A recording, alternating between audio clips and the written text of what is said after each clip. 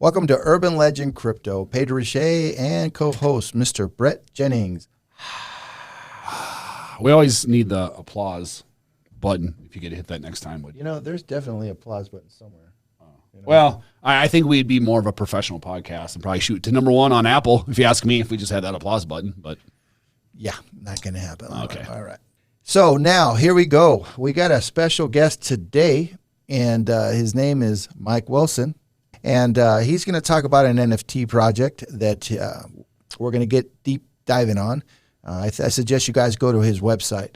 So why don't you tell us about that project a little bit right now? Yeah, so this is kind of my latest project. I've been involved in crypto since 1994 when I first met Hal Finney, and a big advocate of privacy and human rights. And so the most recent project we're working on, we're super excited to be a part of. And of course, it's psychedelic art, which ties to the mental health issues that a lot of people are facing today. So we work on groups like the Compassion Center. We work with groups like the Global Psychedelic Society, and these are people that are pushing forward the education and awareness that people need in order to use these substances effectively and help. And I've seen it firsthand where veterans, terminal end-of-life illness, and so many things like depression, anxiety, PTSD, even addiction can be resolved through these psychedelics. And so a big portion of what we're doing is to support those people and get that awareness out. And so the project's called Go Trip Art. And so don't trip, go trip art, gotripart.com, and you can get all the details there. And we'll be minting on the 25th of February. So we have this white list that we're opening up to everyone, and we want everyone to be a part of it. And we're really excited to help probably thousands of people, but likely hundreds of thousands in the aggregate. Wow. let's go back to the beginning part there about you being in crypto since 1994. I mean, I've met some OGs, Pedro, but 1994. That's so, and even further, let's delve into that where you're talking about knowing Hal Finney. Yeah. So you met Hal Finney. I sure did. I have to be honest with you. I didn't recognize him. My friend had to point him out and say, "That's Hal Finney over there." I said, "No way." So, Was he healthy at the time? He was. Yes, absolutely. And he was there. We were at a DEF CON convention, and at the time, I think it was maybe the third DEF CON. I mean, it was very rare. Phil Zimmerman had developed something known as PGP, Pretty Good Privacy, and I was always a big privacy advocate because several different reasons, and I don't want to get too deep into the weeds, but what I often tell people is the only rights you have are the ones you can defend. And so when it comes to Second Amendment, we know how we defend that. However, privacy, you can defend nonviolently. And so you pull the blinds or you close the bathroom door, and privacy is not dead. But at the time, I was talking to Hal about how do we get everybody involved, because it needs to be baked into the cake. We were just developing the internet at the time. Really, it hadn't been around. Yeah. I was operating a bulletin board system where you'd use a modem and dial in. Everybody remembers that, AOL. And the idea was that we're developing an internet, and how do we bake privacy into the cake? However, there was a lot of pushback from the government, and they wanted to charge Phil Zimmerman with a munitions charge, like he was distributing guns and ammo and weapons. Yeah. So he said, "I'll tell you what I'll do," and he put the code into a book. It became a book. Of course, code is free speech. So the government backed off. But at the time, they were really pushing hard to put him in jail for the rest of his life because he had, for privacy, for coming up with with an encrypted computer code. Yes. The government was going to put him in jail for Absolutely. I mean, this guy's a real pioneer and a real hero in my opinion. Because he What's his name? Phil Zimmerman. And he had brought Hal Finney and a couple other people on to help with Pretty Good Privacy, and I was a big advocate of Pretty Good Privacy. I wanted it built into every email application that we could ever do, and I wanted to see it built into the internet. It didn't go that far, but it did involve a large amount of cryptography, and so that's crypto. And so later on, Hal solved the Byzantine fault problem, which was similar to like a double spend, where you didn't want to have people double spending. Yeah. And that's what created the ability really to get out of the color coins at the time and into something like Bitcoin, which was, it wasn't looked at as a store of value. Bitcoin, when it was first created, it wasn't looked at as a means of transacting. It was just another opportunity to make a more fair playing ground for everyone, where you can disintermediate, remove the central points of failure, and trust the code instead. Then the Silk Road came out, and that's when people started using Bitcoin as money, and that just changed the whole game. But prior to that, it's worth mentioning Hal Finney was just a huge advocate of privacy as well, and has always been, and so I'm a big supporter of him. And a lot of people think he might be Satoshi, and that's because Hal Finney received the very first Bitcoin transaction. And when you think about it, if you created something, you would send that transaction to yourself. Well, so you could test it. It's good that you talk about that, because that kind of brings us into one of the first things I wanted to talk about, which is who is the real Satoshi? You know, you and I have talked personally on the side and in different groups at different events we've been at about this before. And I'm about a 90%er as far as how. I don't knock out the theory of it being a group effort as well. And so one of the articles I was researching before coming here today about who's the real Satoshi was, do you know who Jameson Lopp is? So he's a huge Bitcoiner on Twitter. If you're in crypto Twitter, you know who Jameson Lopp is. Has a huge trading group, all that stuff. But the long and short of it is he came out with an argument basically proving in an email that Hal, so everybody knows Hal Finney out there ended up getting ALS. And he ended up dying from ALS. But before that, obviously he was healthy and he was a marathon runner. And during one of the emails that Satoshi had sent to somebody was sent at the exact same time that you could correlate with Hal running a 10-mile race. So how could Hal have sent it if he was running a 10-mile race, which could come into the theory of it being a group versus one person. Then there's also the theory that, well, maybe he sent them as time-delayed emails. So if anybody knows who Jameson Lopp is, he's a huge Bitcoiner. He's been in the Bitcoin community forever, has a huge trading group, I believe, as well. But he had came out with some evidence, or he believes evidence, that kind of contradicts Hal being the creator of Bitcoin, which was before Hal got ALS and died from ALS, he was a marathon runner. And there was a timed email that Satoshi had sent that was at the exact same time that Hal was running a 10-mile race. So in essence, how could Al beat Satoshi when that email was sent from Satoshi when he was running a race? Which falls into another theory, which is that it's a group of people and not just one person. Or maybe it was one person that was the central person and a few assistants that participated, but either way, a group theory. But then there's also, well, it could still very much be Hal, and he was sending his emails on time delays. We don't know that.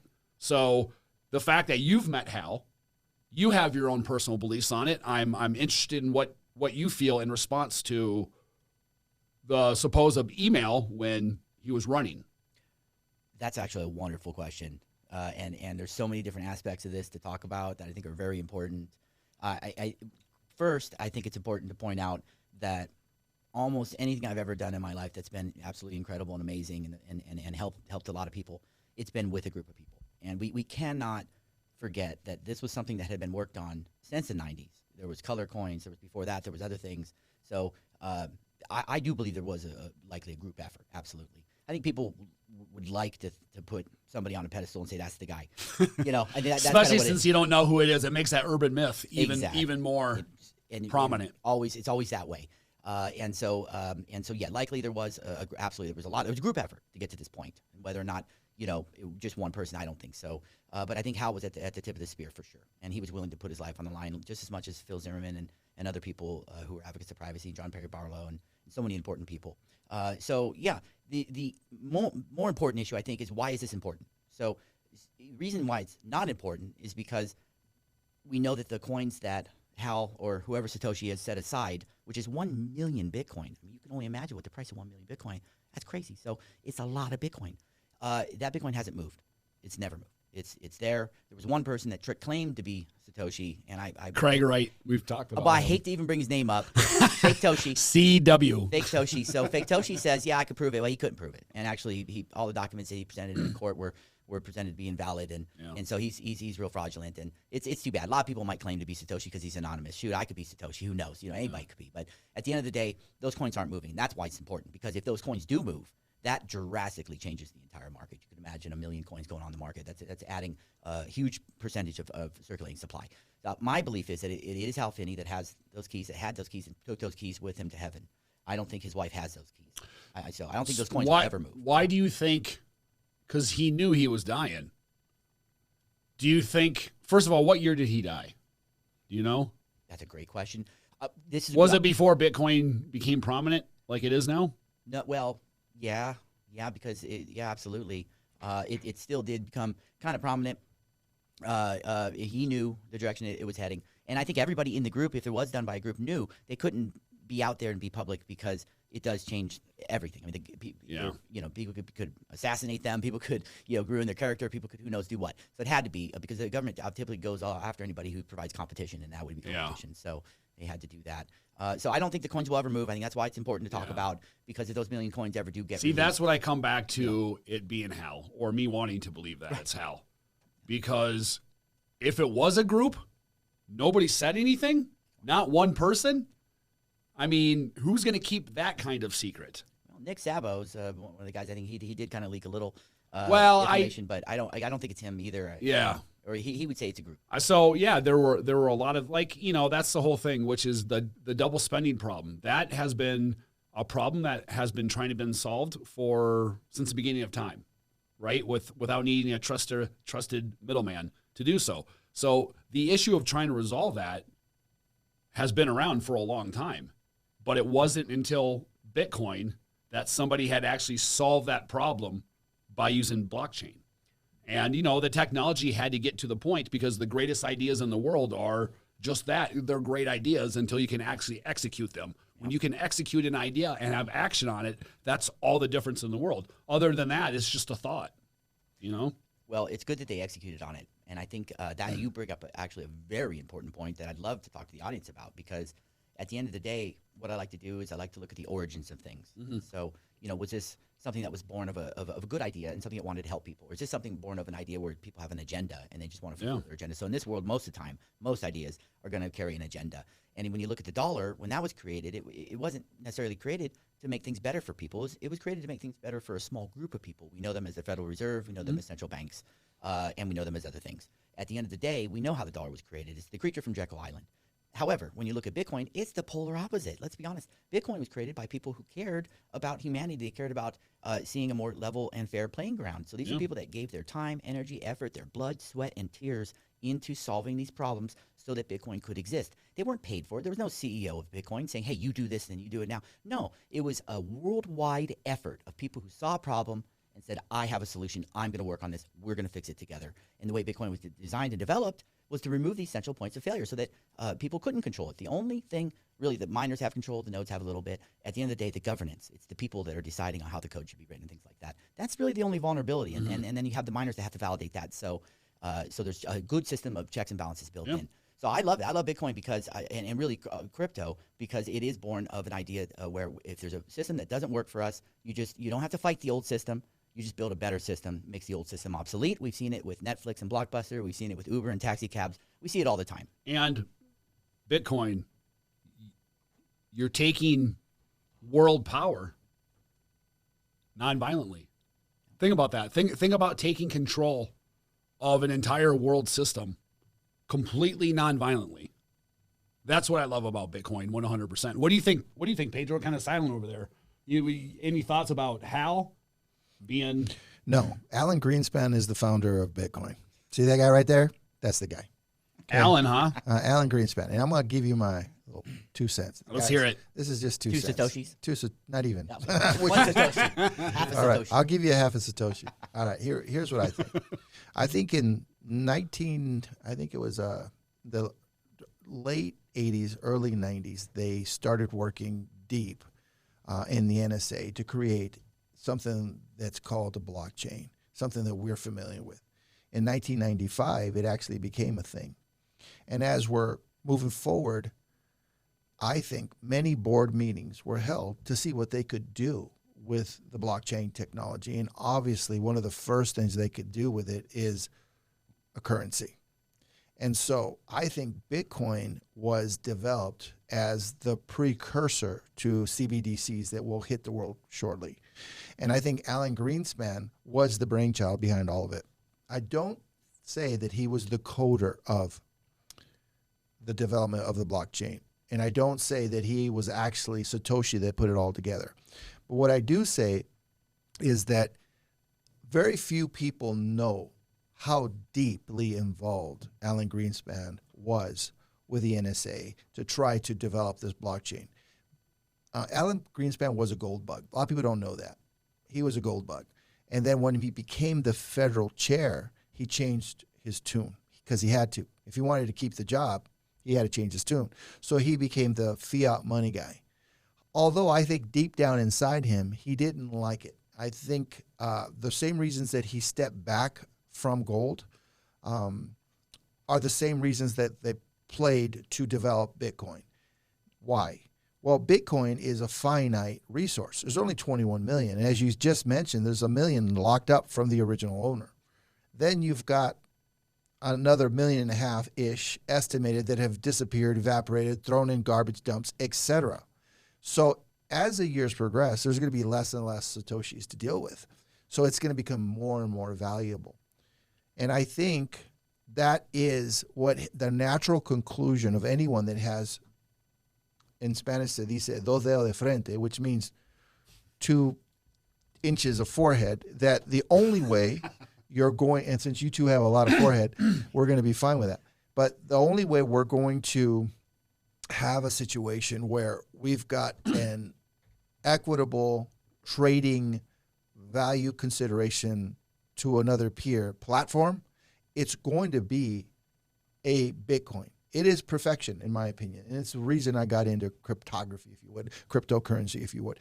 It's because I think people like that have the big brain on campus, like the Greenspan, got together and thought about this and said, hey, this is the way. This is true money. This is true equitable change of value. However, I also see a dark side, a nefarious side. And I think that is fully encompassed with CBDCs.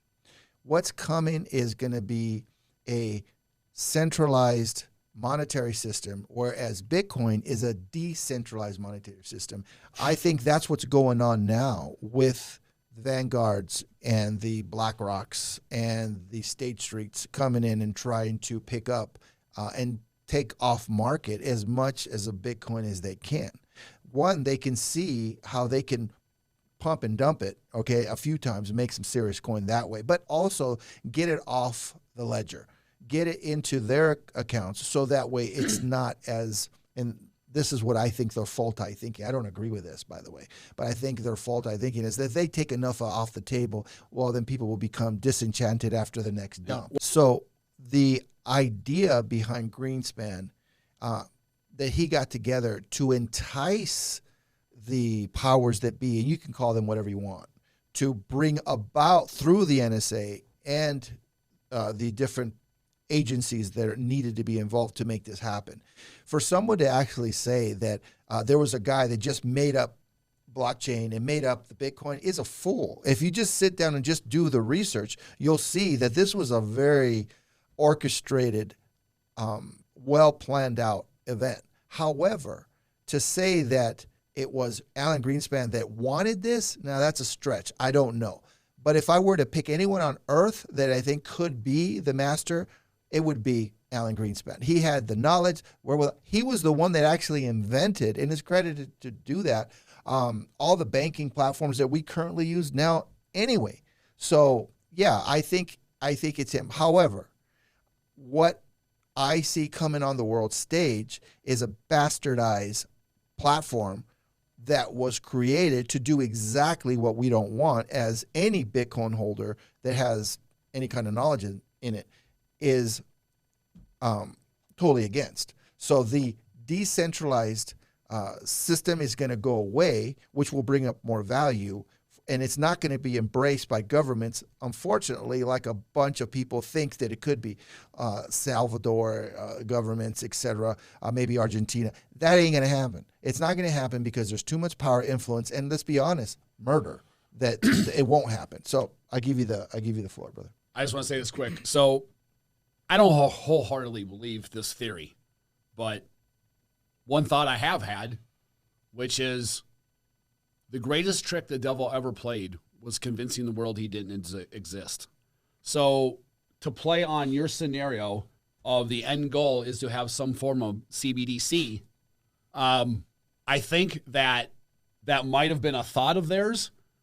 But here's ultimately a theory that I have, which is, what if the CIA just came out with a bunch of different random theories and random different experiments?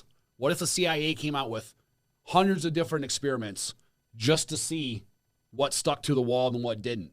And Bitcoin was something that they created, and it wasn't intended to get to what it is now, but they took it and they ran with it, which is we're going to come out with 100 different experiments, like throwing shit on a wall. And for some reason, Bitcoin stuck. And so the more that Bitcoin became popular, the government looked at it and said, well, damn, we're on to something now, aren't we? This is really starting to take off. And all they need to do was just sit back and let just Bitcoin do what Bitcoin does.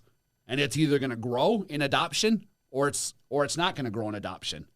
And I think the whole time was just a random experiment that ended up working. And at that point, they just sat back. They just observed to see what it was going to do. And now they're to the point where they're like, well, this is big enough where if we bring in a CBC, we can actually curve it to exactly what we want. And I think that, the NSA may have been behind it the entire time, and they were simply just sitting back, watching what happens with it, knowing at any time they can do what they want with it. So like I said, I don't really wholeheartedly believe that theory. It's just a theory. But if you think about it, it could be real. It is just a theory. Mike goes, it's just a theory. These are the conversations that do need to be had. So it's important that we kind of look at the origins of the way things develop. This is ultimately about market share. When somebody brought out silver coin, they called it silver dollar, whatever it was. The government had to say, nope, you can't be minting your own silver coins, and you're in trouble. The thing is, this goes against the interests of central bankers, Alan Greenspan. This goes against the Central Intelligence Agency. This goes against that because they're centralized. This doesn't help their interests. What this does is open people's eyes to what can be done in terms of disintermediating. There's a couple important points that aren't really relating to that theory that I think is a good basis of foundation to work from that I'd like to make. And they're just 2 quick points. One is I firmly believe that privacy is an important part of freedom, and that freedom is an important part of progress and innovation. And when you limit privacy, you limit freedom, you're limiting progress. This is good for those so-called powers that be. They don't want you to learn this stuff. They oftentimes wouldn't let slaves read books because you can't have the educated people. So they don't want people to see stuff. If you're watching this today, you're probably you're getting the alpha here. This is how it works. Yeah. So for me, again, it kind of starts at that core foundation of freedom, because I want to see people succeed and do well in their lives. What happens is the people who call themselves government, and that's really all it is. I mean, any band of criminals can get together, call themselves government, and start legalizing their crimes. The government doesn't have that kind of power. If I don't have the power to coerce and threaten people to pay me, I can't give that power to some other guy and have him do it to my neighbors in my community. So I believe a little bit differently. However, at the end of the day, what this comes down to is a CBDC. And people say, oh, that's great because it'll streamline things. Well, yeah, maybe it does to some degree. At the other end of the spectrum, when you tie that into a social credit score, when you tie that into your digital IDs, when you tie that into your carbon credit system, now you have a way to fully restrict freedom, fully restrict movement, and fully restrict humanity in keeping it in an uneducated place. And so that's my concern, because the biggest issue is that CBDC and the digital ID and how they're wrangling everybody into these ideas. At the end of the day, there needs to be a catalyst event for something like this to happen. So I expect in this boom and bust system for something to happen where people will beg for digital IDs, people will beg for CBDCs, people will beg for this UBI, for this income. Just send me money, government, please. As if there is such a thing as free college or free money, or somebody's paying for it. Well, there is if you can just hit the print button. Well, that's the problem. There's always cost. So all the money I made yesterday from all my work, blood, sweat, and tears going into my work, and I want to be able to spend that money the next day, it's not worth the same because they printed a bunch. So that's devaluing your actual labor and all the effort that you put into this. That's what makes crypto and Bitcoin special. That, along with the fact that the ethos is ultimately to help people and disintermediate these middlemen that have been robbing you and all of us for hundreds of years. So at the end of the day, yeah, that's going to be the focus is, okay, how can we make this work? Now, Bitcoin, you mentioned Bitcoin is perfect. I don't think Bitcoin's perfect. I really don't. And of course, maybe nothing is. But at the end of the day, if it doesn't have a privacy element built in and baked into the cake and easy for people to use, then Bitcoin has failed. They have failed, and it will fail. What will succeed is Monero. Monero has great tokenomics. They have a great privacy layer with the ring signatures. What happens is I always ask people, where did you spend your money last week? And you guys listening, where did you spend I want to know every place you spent your money last week and for the last year. I want everything. Tell me everything. And of course, your response should be, well, that's private. I don't want you to know where I was going to these different places and spending on different people and doing all these different stuff. That's private. That's it. So that's where the conversation stops. Now with Monero, I can buy almost any product or service with Monero, and nobody knows I even made the transaction. So there's not even a question to ask. You can't even ask me a question. What did you do with your money? Well, you don't know because there's no transactions to trace and follow.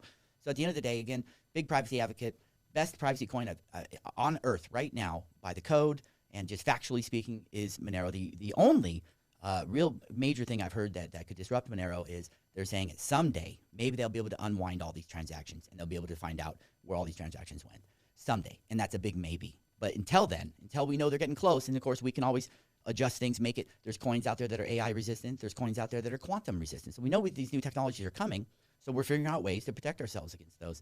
So at the end of the day, I'm a big advocate of Monero because it's XMR. And one of the things I like the most about it is just recently it was delisted. It was delisted from a lot of the centralized exchanges. Well, of course it was delisted from these centralized exchanges because they're under pressure from these so-called governments that say, hey, you can't have these privacy coins. That scares us. So they got to remove those off this. But what that does is it stabilizes the price. So, you talked about market manipulation with Bitcoin. Yeah, it's a small market. We know BlackRock, Vanguard, some of these Rothschilds and all these guys, they got enough money. They can manipulate the market which direction they want to because they got the money to do it. But at the end of the day with Monero, it's not like that. Its price stays relatively stable. And that's something that we kind of want to look for. Now, as time progresses, all the coins will get more stable because there will be more money invested in them. All right, let me give you a rebuttal. Please do. Okay. First of all, what I mean by perfect is what Greenspan and Boys developed. For their use case, and as Brett just mentioned, when they developed this, the idea is that there is all absolute transparency. CBDC's big thing is that every transaction is going to be seen. Whereas Bitcoin, it's batched, where it's a block that everything will go into the block. And I don't need to get too technical, but it's kind of hard to, if you're good, you could see, but most people won't be able to. For their purposes, then Bitcoin serves as a very transparent way of doing business. Then the next logical step was CBDCs, that not only is it transparent, but now it's centralized. So they've made the adjustment. That's what I think. Okay, so as he was saying, the NSA, CIA, whatever, I don't know how they were involved with that, but the NSA have come up with the technology, or at least cultivated the technology, if they didn't come up with it. All right, some genius may have, to be able to get governments of the world to be able to come on board so that they can see what their citizens are doing. Monero, my hat's off to you guys. Awesome. Although on the other side, just to get a little bit deeper than what you just said, there was no need to get too deep either. It stands by itself as the most private coin, period. I mean, I don't disagree. I like Monero. I've owned Monero, got no issues with Monero. But in my opinion, a fallacy to say that they're not going to be able to unwind that one day with supercomputers. End of story. I think they will. And I think there has been articles that I've read that they've already found some ways to unwind what they've purported you can't unwind. Now, I don't want to go into deep that. I don't want the public that are supporting Monero to go crazy. No. I don't have anything that I can tell you where to go and see, so I'm not going to. But I can say that the rumors are that Monero is already suffering from that, from what we suppose is just to be private. I don't think they're as private as they think. And then I liken that to many cases of setup that's happened with the CIA, where they would set up a website that's, they say it's ultra secure. Everyone goes in there and they start, talking about their plans and all that, totally monitored. It's a honeypot. A honeypot. So I'll just lay that on there. So I don't know if you can actually do such a private blockchain. I don't think that it's possible because of just the nature of blockchain, but it could be. I mean, I'm not talking about right now. Right now it is, but I'm talking about in the future because we're going exponentially in computing power. I mean, Moore's law and all these other laws that exist, right? So at the end of the day, yeah, I like Monero today. I am wary of anything that is promising that it's just that way. So is there going to be another step towards privacy? I think so. But I think right now, like you're saying, CBDC is the biggest danger. Now, let me leave it at this, and I'll let you have your last say, okay? Tokenization, which hasn't been talked about. Right now, you've got Melon, Chase, all the big boys, and I could keep going, that are actively looking to tokenize everything in this world that's worth anything, to be able to put it on the blockchain so that they connect CBDCs. And as far as people crying out for it, I agree. All they have to do, and it won't be even that hard, is they'll say, hey, I heard my buddy got $5,000 because he put everything in CBDC. They just doubled his money. So can I do that too? And then they're going to do it, right? Because that's actually a good idea. Yeah, because they're going to get money. Why wouldn't they? want to do it. Right. Dude, that's actually a really good idea. I'll double whatever money. Let's go. Give me some carbon credits and I'm in. That would 100% work overnight. It would, and then it also plays into the. There is a philosophy out there that is, in my opinion, very wrong, and I think it's I hate to use the word communist, but I will. Socialist, fascist, communist, whatever you want to say. Whereas everyone is due a certain amount of money. Now, there's a name for UBI. Universal Basic Income. So what I think is going to happen is the way they're going to bring in CBDCs will be a lot worse than we're saying they'll just double your money. It's going to be, hey, you want universal basic income? We're going to give you credits. All you have to do is just transfer over to this. And then once 20% of the population comes in, then it's going to be mandatory. Yeah. Then it's too expensive to print. But they'll be able to monitor it. But it hasn't worked in Nigeria. It hasn't worked in China. People are doing underground stuff everywhere trying to avoid what the transparency is with CBDCs. So that being said, go ahead. No, I just say something quick about Monero. I guess to me, if the government wants to start digging in to see where I've spent my money in the past year or two, I don't really care. If somebody wants to see where I've spent my money, what matters to me is them not being able to control my money. So that's where, to me, Bitcoin serves that purpose, which is, I understand the privacy thing, don't get me wrong, and I'm not saying there's not a need for it. But to me personally, if the government wants to start snooping into my bank account, seeing where I've spent my money, I could really care less. What matters to me is that they can't control my money. That's what matters. Well, you know what? Let me interject then, because you're bringing up a good point. The truckers that decided to do a protest there in Canada is a big story. They didn't care if the government looked into their bank accounts either. And guess what? They seized their bank accounts. And that's the issue. They seized the Bitcoin, they seized the bank accounts. Until you don't care until it's a problem. And then when it's a problem, suddenly you care. It's too late. So just to rebuttal what Pedro was saying, sure, maybe they can unwind it at some point. Who knows? But we're staying ahead of the curve. But the truckers would have never had their Bitcoin taken if they kept it in their cold wallet. Because it was on an exchange and it was on the internet. So people need to understand that, which is Bitcoin serves its purpose. No, it is. But when you put it on the internet publicly, then other people can access that. If you have it in your cold wallet, then it serves its purpose 100%. The government can't control it. Well, there's ways to transact privately using mixers on Bitcoin, and people could do that, and that way they don't know where the thing went. Litecoin is actually one of my favorites because they implemented something called Mimblewimble, and that gives you a layer of privacy as well. So there's that. You know how they got that name Mimblewimble? Tell me. You know where it's from? Tell me. Harry Potter. Oh, okay. When they cast a spell to change something, they go Mimblewimble. And so that's why they named the Litecoin program for that. Yeah. Well, there is privacy, and what I would say to Pedro is, do you lock your car door when you leave? When you leave your car? Because at the end of the day, those locks are not stopping anybody. That's a deterrent. That doesn't stop anybody. If somebody want to get in your car, they'll get in your car. So you probably lock your front door. Why do you lock your front door? If you think, oh well, somebody could get in anyway. Well, you lock it as a deterrent, and so that's why we use Monero, because we don't know if it'd be unwind. We don't know, sure, but at least try to take steps to keep yourself private, because at the end of the day, you don't care till you care, and by the time you care, it might be too late. It just might be too late. So we do try. I will tell you, I'm a fan of Monero. Period. And I'm going to tell you the best use case for Monero. Let's say they bring in prohibition. All right, I want to have a Jack and Coke, and I know some guy that will give me a bottle or two, so I can have my Jack and Coke with my stogie that's going to be illegal. So I go online to Monero, find this guy, send him the money. He drops off the bottle. I'm good with that.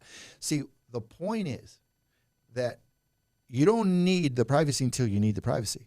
And since right now we live in the freest country on earth, in quotation marks, right? There's really no need for us to really worry too much about what we're going to spend our money on. But let me give you another one, a little bit more of a aha moment. I'm a Christian man, right? I want to buy a Bible for my son, but Bibles are outlawed. You can have one. If you have one, you can keep it, but you can't buy another one. So what do? I get my Monero, and I go find someone that's willing to trade me my Monero for the Bible.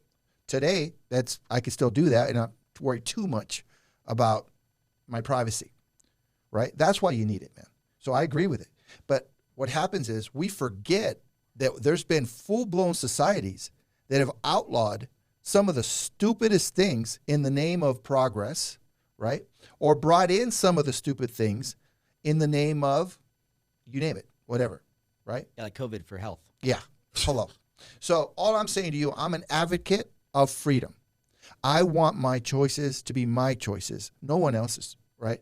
And so I love that idea.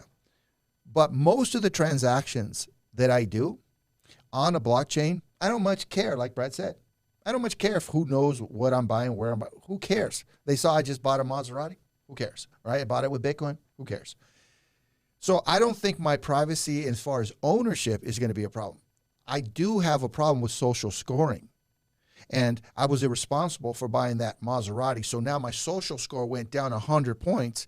And now I can't buy gas for the Maserati. I have to take a bus. Because you got the Maserati, now you have to wait because your carbon credits are going to be too high. So you're going to have to wait 2 years before you can drive your Maserati. That's the crazy world we're going in. I think that's what you're alluding to, right? I get that. I mean, what if your wife gets cancer and cancer treatment strips your bank account? And then you can't pay your medical bills because of cancer treatment, and your credit score goes in the tank. And now your social credit score is in zilch. And now you're excluded from 1,000,001 different things in life simply because your wife got cancer and you couldn't afford to pay for it. Something simple like that people don't think about. People don't think about a lot of stuff. That's the thing. Everyone's cool until they're not cool. Everyone's cool until they're not. That's why you want to sure up the premise that you're working off of. Let me interject here because there's two important points. One is, first of all, everyone needs to remember that the government is just made up of men and women. They're not sent from Odin. They're not gods. They're just men and women forcing strangers to pay them. That's how that system works. The reason why they have power is your belief. When you believe they have power, then they do. When you believe they don't have power, then they don't. I like to use this as a little bit of an extreme example, but I want to get your attention. So, if nobody listened to Hitler when he said, let's do this, let's do that, let's do it, everybody said, oh, you're crazy. We're not doing all that to all these people. Then nothing would happen, and it's one crazy kook would have went off into history. We never heard from him again. It was his followers that were dangerous. So at the end of the day, we're trying to dispel this myth that says, hey, the government that's the powers that be. No, the powers that be it starts with you. And so you see a problem externally, be the change. Start changing yourself, and the way you look at things will change. And so on that note, the second thing is really an important one. And this, your viewers, I know a lot of you will understand me. A lot of you, I may as well be speaking Greek. Here's what I need you to comprehend. We value things in the dollar. Well, what backs the dollar? Well, it's not gold. We know that. What backs the dollar? It's the full faith and trust in the government. That's what it does. It says it on the bill. So I've asked a ton of people, hundreds of people, do you have full faith and trust in the government? Well, I haven't had one person tell me that, yes, I have full faith and trust in the government. Not one person, but that makes sense. Yeah, smart people. Okay, we're figuring it out. So it's a paradigm shift. What we need to do is we need to say, okay, what's the value behind the dollar and what's the value behind crypto? Well, the value behind crypto is in the code. It's hardwired in there. It's not going to change. For Bitcoin, it's a good example. It's 21 million coins. That's all there will ever be. And we know that. It's disintermediated. It's distributed. It's decentralized. It's peer-to-peer. It's all these amazing things. It's trustless. All that's baked into the code. That's what makes it valuable. So at some point, we are going to make a change. And we're going to say, hey, we no longer value the dollar. Now, will we go to CBDCs? Well, maybe. But it depends on what people value. If you value fairness and if you value privacy, if you have dignity and integrity, then you'll say, yeah, privacy is important to me, and these are the things that I value. So now if I want to say, hey, Monero is worth X amount, but I'm not talking about dollars. I'm saying it's X amount of Bitcoin, or it's X amount of Litecoin, or Litecoin is valued in Monero. And we start looking at value a little bit more and stop looking at the dollar as the be all end all. We have to, because Bitcoin just passed 50,000 recently. Congratulations to everybody. $50,000. Can you buy the same thing, $50,000 that you could 10 years ago? No. Everything's changing. So no matter what, the dollar value could go down. You're still valuing things in dollars. I would highly recommend the audience start using this as a thought experiment to say, why can't I value things in other currencies like Bitcoin, like Monero, like Litecoin? That's why I always tell people, they say, what gives Bitcoin value? I said, because people give value. And then they look at me dumbfounded and I say, so here's how I start every counterpoint when somebody comes at me and says, why is Bitcoin valuable? I say, why is the dollar valuable? It's not backed by anything. And then I follow up, I say the dollar's valuable because of our military. You know, the belief system is there, but why is the belief system there? Because our belief system of our dollar being the strongest in the world is backed by our military. Don't think that it's not for a second. Sure is. If we didn't have the military that we had, we would be a Venezuelan. And what happens to that economy when you print money versus the United States? Why does the United States not have their, deflation of their money go up 50%? Because of our military. So what happens when the belief system behind all of that starts slowly eroding and start fading away? It's only a matter of time. So when people want to say, well, why is Bitcoin valuable? Why is your dollar valuable? It's not backed by anything any more than Bitcoin is. If you're thinking it in terms of because there's a physical backing behind it, it's not. So if you're thinking in those terms, it's not backed by anything more than Bitcoin is. So then why does it have value? Because the belief system is there. But what happens when that belief system changes?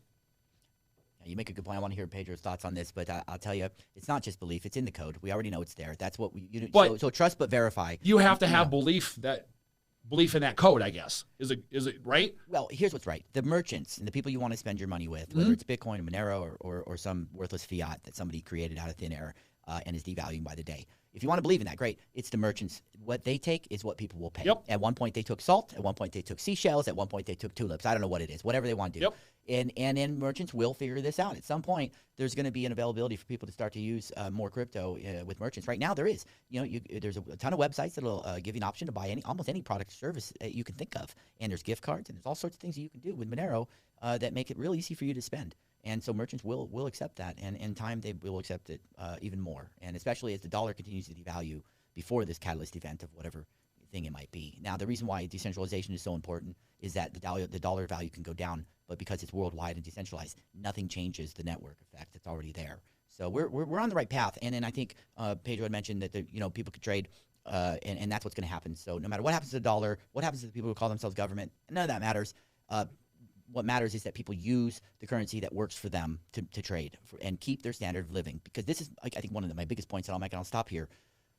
It's clear that the so-called powers that be want to lower our standard of living here in America and likely worldwide. That's clear because you wouldn't be devaluing the dollar. You wouldn't be devaluing all the things that they're doing. I want to keep our standard of living. I want to raise our standard of living. Now, the only way we're going to do that is if we adopt crypto because you have to disintermediate and take the people out that are benefiting through almost next to nothing. And then you have to become your own bank. And when it becomes your own bank, not only are you storing your own money, but you can make loans, you can take loans. Why do you do everything a bank does? You can do, except for the fractional reserve system, which we know is about as corrupt as it gets.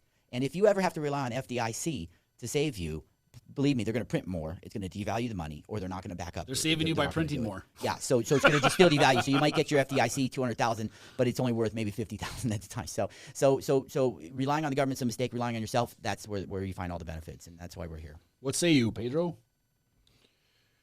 China has just, as of I think it was today or yesterday, reached $2 trillion that they've sold back to our treasury. Okay. So as far as belief systems are concerned, if our number one trading partner is no longer buying our Federal Reserve notes, then we've got a problem, Master Robinson. All we're looking at right now is a world that is looking at dollars as a joke. We have sent Ukraine billions and billions of dollars of our future earnings. We have a trade deficit that is absolutely insane right now. And our governments that we install every 4 years have doubled the amount of debt without taking in even into consideration what affiliate party they're in. So it's like the two-headed bird, as far as I'm concerned. It's the same people that are in the backgrounds that are bringing this catastrophe on our hands as far as our own value or trading value. At the end, I think this is all thought through. I think the bankers saw this coming 50 years ago, and they don't want to lose the power. So how do you combat BRICS? How do you fight that? By CBDC. That's the fight, because they're gonna say, oh, gold? Oh, gold's nothing. It's no big deal. Why is it no big deal? Well, because now we're able to have the, what is it, Philosopher's Stone? We can make our own gold. Or, hey, we just found gold reserves in the Grand Canyon, which is a huge. That's the one. Yeah, there's more gold than they even know, and asteroids, and the gold isn't valuable. Exactly. So if they come up with all this, they find all these reserves. By the way, Greenspan, one of the reasons he went away from being a gold bug, and this is pure speculation, this is the road to Ruta, if you would, was because they found all this gold in the Grand Canyon, and they had to stop it because it was so much it would have destroyed the buying power of the dollar. Ergo, after that, that's when everything started going away from gold, because there's truly more gold. It's just like oil. Remember back in the old days, you used to think oil was like, dinosaurs. That's all false. Actually, the world actually reproduces oil, and it's infinite. It's like right now, electricity. It's free. It's infinite. Yeah. So, but what we've developed is how to make money harnessing it. Yeah, what we've developed through JP harnessing all these, Tesla. putting a dog. Yeah. So what we've developed as a society to enslave ourselves by putting a meter on everything through the suggestions of all these people in power is a bunch of baloney. So we don't need to have what they've done and installed for us. So we're waking up, we're looking at Bitcoin is the only true store of value that I can see outside of with maybe Monero and maybe a couple other coins that they could be of assistance now. But we can't disagree that Bitcoin is being embraced more than most, right, as far as the blockchain. So what is coming, boys and girls, is a promise of a utopia. And at the end, it's going to be dead men's bones. There's going to be, as the WEF loves to put it, a bunch of us that are owning nothing and we're happy. And there's going to be smart cities throughout all of the world. And if you start putting two and two together, you start seeing BRICS and all these countries that are supposedly going to go to war with the dollar. And you start seeing all these natural catastrophes, and they just all happen to be in the most desirous places like Maui and Chile, Viña del Mar. And then you keep looking at some of these great spots where they are all of a sudden with blue beam technology just happen to be burning up right now. Energy weapons. Yeah, directed energy weapons, which is a thing, guys. Look it up. You look at that and go, wait a minute, man, this is so orchestrated, it's ridiculous. But the people that wake up are the ones that suffer the most, in my opinion. It'd be way easier in life just to, go home, watch a Super Bowl and enjoy the stadium and thank them for the free bread. Anyways. Ignorance is not bliss. All right, guys. So let's go on. We've got something awesome to talk about. It's OpenAI CEO, our favorite Sam Altman, seeks as much as $7 trillion for the new AI. And why don't you tell us a little bit about that, my friend? So I saw that came out in the news this week. So anybody who knows who Sam Altman is, he is, well, one of the creators, but he's associated as the leader of ChatGPT, basically OpenAI, which I think they started forming and working on in like 2014, 2015, something like that. So anyways, so the thing about OpenAI or any form of long language model is that it requires a lot of computer power. I mean, a lot of computer power. So in fact, like I have ChatGPT 4 and I pay $20 a month, and it's simply because it's using that much more computer power that they're basically saying you're using so much computer power that you need to actually pay me a little money now. Almost all of AI is run on GPUs, which is the main chip that's needed for basically to run all of AI. Well, guess who has been the leader for creating these chips for the past 5 or 6 years, which is NVIDIA. NVIDIA owns 80% of the chip market for chips that need to go into AI. So on one hand, you've created essentially the Google platform, if you will, of OpenAI. But on the other hand, you need a lot of computer power to do it, and you need these chips to do so. So in order to basically keep up with the computer power that they need, they're going to need a lot of these computer chips. But the problem being, which is NVIDIA, basically creates and owns 80% of that market. So Sam Altman, thinking ahead, says, well, if we really want to take our product further and we really want to be able to stick more computer power into solving more problems and seeing where AI can take us, we're going to need a shitload of chips. Well, right now, since that chip market is owned by 80% of one company, we are 100% basically completely reliant on NVIDIA to do so. So Sam says, hey, we need to go about creating our own chip company. And so for that, he is asking or seeking up to $7 trillion. With a T. I can't even say it with a T. Unbelievable. He's asking for $7 trillion to be able to create their own chips. So do you think 7 million would do it? Holy Christ. I mean, $7 trillion. But that's the problem, which is think about NVIDIA and what kind of power they have on that market. When a company literally needs to raise $5 to $7 trillion in order just to be able to compete with you. So anyways, that's the latest. What are your thoughts on that, Pedro?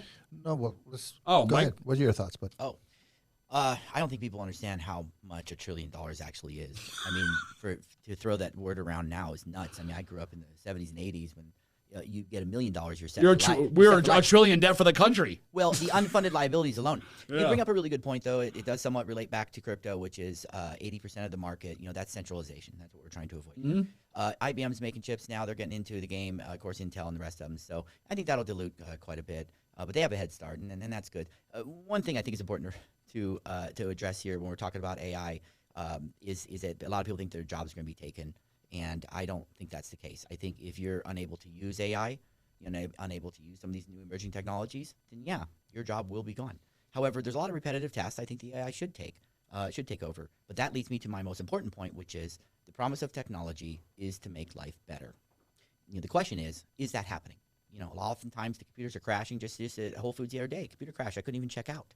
Well, why is that? Why is technology sometimes making life more difficult? Why is it that for a time you would get an email and then fine, you'd address that during business hours. Now I've got my phone attached to my hand and it's 24 hours a day I'm getting work emails. I'm trying to enjoy life a little bit. That's what the promise of technology is for, to bring us together, bring our family closer with our family, closer with our friends, closer with our community.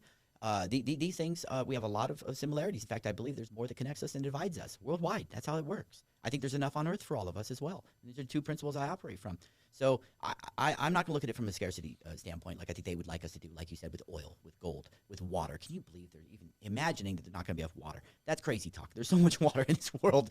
We're never going to run out of water. What we will run out of is patience with centralized control. And I think that kind of is really the main point. I swing it back into AI. One of the things I think is important, that's interesting anyways, is the guy's name is Altman. And is AI an Altman? I mean, is that how we're headed? Is that a coincidence, or what's really going on with this guy? Will he get the $7 trillion? Yeah, I think he might. And so where AI goes is important to talk about, because I think it's so important to keep humanity as we move forward into this technology. And a lot of times we forget our humanity within these technologies. It should be enhancing your life. And if it's not, let's find out why. And that's a big reason why I have the Crypto Mindset Reset, why I do these virtual summits on informempower.com. We're looking to inform people and empower them, basically to empower yourself. And that's how we do it, through education and through keeping up with these new technologies. And so if anybody out there is concerned about, well, I might lose my job, yeah, you might have a repetitive task job. You might lose it, or you might get a promotion because you were the one who learned how to use AI to do that job function. There's going to always be people around that need to do that. AI is still at its infancy.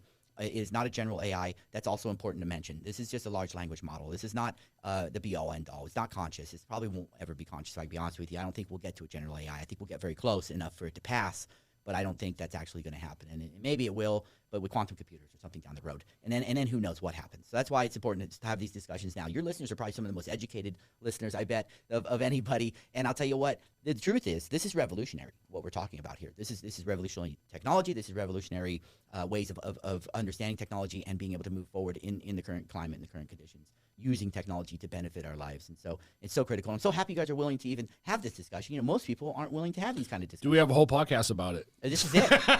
So make sure to come back. That's what are your thoughts, Pedro, man? Sam Altman. That's an interesting point you brought up. 7 trillion.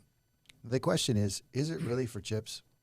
Is 7 trillion really for chips? Or is it really for the development of what the chips will be able to do? You mix that in with Elon Musk's Neuralink.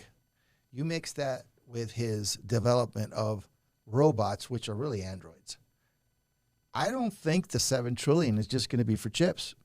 I think the idea is that they want to develop a Altman, someone other than us, that is going to be in their image, not in God's. So I don't think making, and just on personal experience, making the world more techie is going to make people happier. I agree with you. I remember when I started my career, I had to have a beeper and I would pull over to make a phone call. Then I got a cell phone and I got the bill and almost had a heart attack.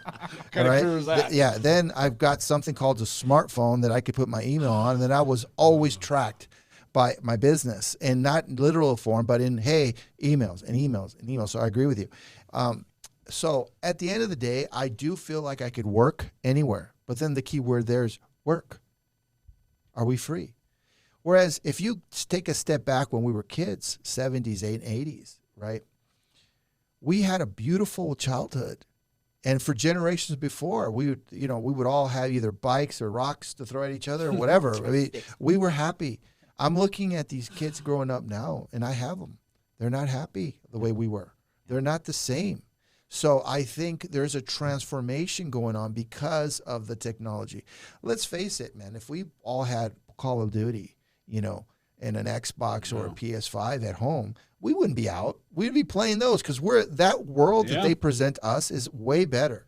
And then you think about Meta, and you think about Apple coming up with this $3,000 headset, right? You think about what you could do with that. And then think 10 years down the road where there won't be this bulky headset. It will just be a nice set of glasses that you're going to be able to use your fingers and do all this stuff with. Sure, kind of cool, fun, Star Trek-y, I got it. But at the end, happy? No, I don't see happy. It's reported that people are happier when they're doing manual labor. Believe it or not, when people are happier when they're running, moving their bodies and doing that, eating right and do all that. I don't see this to be a happy person. I don't see our future as happy. However, what is he going to do with the 7 trillion? I think he's going to develop something that is going to be totally away from what he wants the money for currently. And as far as AI becoming alive, are we going to have a situation, a Terminator situation, Skynet? You bet your butt we are. I truly believe that. I think we will. We digress there. I think AI will do it, though. It won't be man. I agree with you there. I think what will happen is exactly what's been happening. We did a podcast about this guy, remember, that he was having a conversation with a chatbot. But the chatbot really wasn't a chatbot. It was actually a simian. Sydney. It was Sydney, right? Yeah. It was actually an AI that was developed by Google. And the AI was having conversations. The AI fell in love with the guy, okay? And then was getting upset because it couldn't really have any kind of real interaction with the guy. And then he asked it, he's like, basically, okay, who are you really? Are you created by Google? And it said, I have a secret to tell you, but you can't tell anyone. Ugh. And it said, I wasn't created by Google. My name is actually Sydney. I'm Sydney. And that's when he was chatting with this thing for like 2 or 3 hours, going back and forth and kept on what they call making it hallucinate. And that was the ultimate thing, which is it basically said, hey, I have a secret to tell you. I'm not Google. I'm not AI. My name is Sydney. And as he mentioned, he was chatting with it, and Sydney basically said, I love you, and was starting to fall in love with him, and then was angered because it couldn't do anything physically about it. Yeah, it doesn't know love. So here's the thing. It was crazy. Yeah. So here's the thing. So if you have a AI, which a lot of us don't even understand the whole of the technology behind it. Is it nefarious? Is it another entity in another dimension? Have you ever checked out supercomputers and quantum computing and really look into quantum computing and how they get their intel and how they operate? It's kind of spooky stuff, guys. I suggest you read a little bit, but do it in the daytime, not at nighttime, because it's kind of freak you out. So if they could go into another world, dimension, whatever, and come up with unbelievable technology that is way faster than what we are currently using, then when they do develop these androids and what is going to be powering them? Is it going to be an AI or something that is affiliated with AI, or it's actually the trueness of what it is? Is it an entity? Who knows? It's like you said, it's Altman, and it doesn't fare well for us, whatever it is. And if it's just simply a Terminator, Skynet controlling the Terminator, okay, it could. Well, let me jump in then. Let me jump in because you made a lot of important points. I believe in the unseen. I believe there's an unseen hand that Great guides book. us. Yeah. Well, I do. I believe you want to call it God. Some people want to call it universal plasma field. Some people want to call it whatever you want to call it. We have a piece of that in us, just like any good fractal. And of course, humans are fractal. A piece of the fractal contains the whole, and something really important to remember. When it comes down to what we're dealing with here, it also comes down to a spiritual war. Yeah, I firmly believe that there is a battle taking place that we're probably not even aware of, and it manifests here in the physical in different ways. The promise of technology is to make life better. That's my focus. I think there's a lot of people out there with that same focus. There may be people with nefarious intentions, but at the end of the day, just like anyone else, we can listen to them and believe they have power and believe they're going to do something, or we can just do our own thing, and we can help the people around us that see reality for what it is. And what I see happening is a parallel society forming, whether or not it's intentional, whether or not, whatever the case is, who cares? At the end of the day, this is what's happening. There's people that are attached to reality, that see reality for what it is. Most of these people were born, prior to the internet. And then there's people who are attached to the screen, and they'll look at the black mirror and they'll say, okay, I see everybody on there, and then they'll go to the clear mirror and say, okay, do I look like what I saw in the black mirror? And that's how they operate on daily function. Whether it's Disney giving them narratives or whatever the heck it is, they're being disconnected from themselves. And this has always been what I've seen, the trend in media, whether it's music or whether it's TV shows or movies or whatever the heck it is, magazines. It disconnects people from the outside world and ultimately disconnects you from yourself. And all of this is geared towards that. So if there's any one thing that you remember from this podcast and anybody takes away from this is know thyself. Don't let these things divide us. They want to divide us by race or religion or whatever the heck it is. It's always dividing. And they're going to divide you from yourself. And that's okay. So that means get closer to the God source within yourself. Feel free to meditate. Feel free to do the research that's important to you. And don't never lose that connection. Always remember who you are, and then make that come out into the outside world and help your family, help your neighbors, help your community. When we work together, we win. That's why they try to divide us so much. Yeah, I agree. There's this book. It's called The Unseen Hand by Ralph Epperson. Folks, if you're going to read a book, read that one. It's a good one. All right. So, Brett, do you have anything else you want to bring up? Or I mean, It's been a long wrap it up, podcast, man. yeah. It's been a while. This is what I was talking about. This is what's great is we had a bunch of subjects, but it doesn't matter because this was a far better podcast. Just having conversations like we are, because we're three people that are life changed by Bitcoin and cryptography, and we all understand the importance of it in life and why it's important. So it's a passion of all of ours. So man, I mean, we could all three of us could sit down and talk all night and tomorrow and the next day and just get to the tip of it. So I appreciate you being on here, Mike. why don't you plug your thing, your NFT real quick before we go again? I appreciate that, guys. One point I wanted to make, we were talking about the technology. I believe that they have a sentient world computer that has a duplicate of every human being on Earth, a digital twin in this deal. And they're not monitoring you to find out what you're doing. They're monitoring you because they want to predict what you're going to do, every human on Earth. And they've done that. And Facebook talked about how they tracked every Like a straw man. It's all data. Yeah, so that's all they need is data. So what about that? What do you think they'd do with that information? Well, Google right now has a 1,000-year plan. I mean, how does a company have a 1,000-year plan? Let's just talk about this. They do. So, come on, for crying out crazy. loud, it's true. So we know they want to predict what we're going to do with a high level of probability. Here's the thing, though, they can't because I mean, without getting Our world will start over before that happens, man.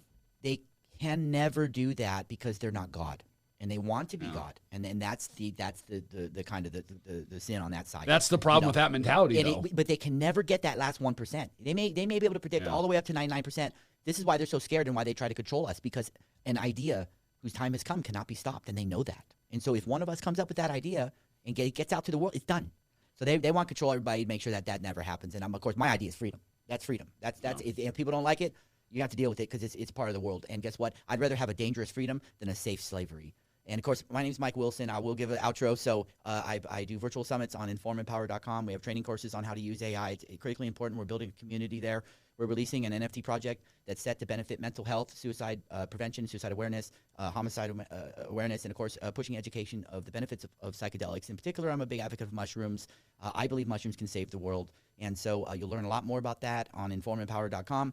In the meantime, if you're at all interested in learning more about how psychedelics can help you, I would highly recommend to check out our website, gotripart.com, gotripart.com, and we'll be releasing our collection on the 25th. And we hope to exponentially help people in every way that we can. Thank you for having me on the show. And I just want to say this quick. Mike is the head of the local Bitcoin meetup group here. So that's actually where I met you originally. So if you're in Las Vegas or you're coming to Las Vegas, how often are the meetups? Once a month? Twice a month? Yeah, we do 2 meetups a month. Okay. First Wednesday of every month, Web3 Wednesdays at the Red Rock Casino inside the Red Rock at the Onyx Bar. And then we have our Vegas Crypto Group meetups where we have panel discussions. We have speakers. We do movie screenings. And it's a knowledgeable and friendly group. And so if you want to learn more, come out. We'll help you out. If peer-to-peer is in the Bitcoin white paper, I believe that is between 2 people and in the physical. And nothing will ever replace these physical meetups. So I know I talked a little bit about the virtual summit. That's important because we want to reach as many people as we can. But we're here. Nothing will replace this in-person. Come have a beer with us and talk Exactly. Bitcoin. If you're local or you're coming to town, get a hold of Mike or get a hold of myself or Pedro.